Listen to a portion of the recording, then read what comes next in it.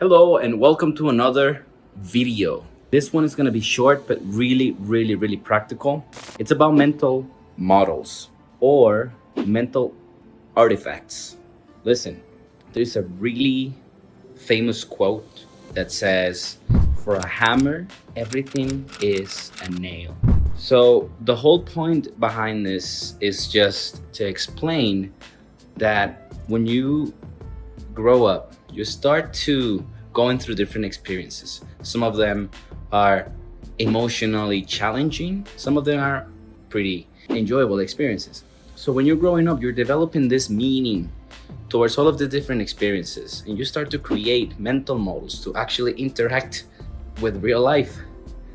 So we always need to try and get more self-awareness. What I mean by all of this thing is just to say that you don't only have to interact with reality or deal with problems on the day-to-day or deal with people on the day-to-day with only the mental models, the meanings that you tacked or defined out of all of the experiences that you went through when you were growing up. Today, you can actually find different mental models or different meanings to the same experience or the same behaviors of other people, and then you can simply have more control in terms of how you react and how you act when you're interacting with real life.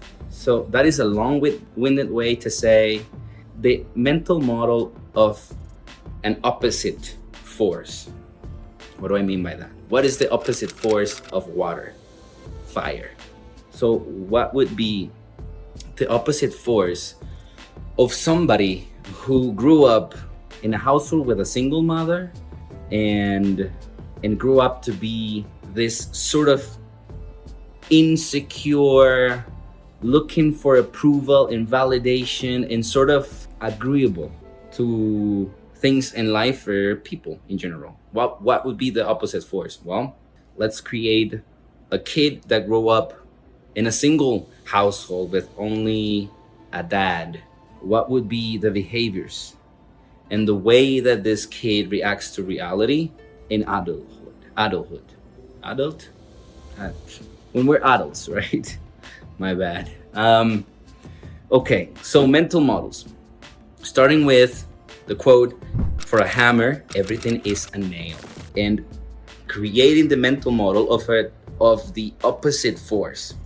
So what I want you to do is to think of yourself as a tool master or a puppeteer.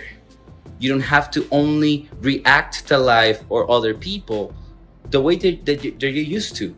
What if you could disconnect from the player, from this, and put yourself in the corner, and then just look at it like you play, well, like when you're playing Sims, and you could just decide a very specific approach, decision, emotion, reaction towards a very specific context, situation, or person. This is the exercise. Think of yourself as a tool master or a puppeteer inside of your brain, and think about the opposite force of your predispositions. Just think about it. You don't have to change tomorrow. You don't have to do some weird woo-woo meditation. I just want you to consider, hey, what would be the opposite force of the way I'm acting, the way I'm thinking, the way I'm feeling, and try and conjure up a way that person would react. What would that person do? And then just consider, is that a better approach than what I'm doing right now? You don't have to act on it. If you want, you could. Just because it's the opposite force doesn't mean that is the best move. On next videos, when I put together a more practical, a very distilled video of what I'm talking about here, what we're gonna see that life, it's a fucking game of chess. Different situations, different tactics, different approaches, different meanings. So how could we become a chess master in life, like a life master? So like you can think beyond your predispositions, all of the different artifacts or meanings that you created when you were a kid. What if today you could just be more strategic and have different artifacts and different tools and mental models that you can just choose, like you're actually playing Sims? That's the video. It's super short. This is the start of a series of videos that I want to do on mental models, mental artifacts.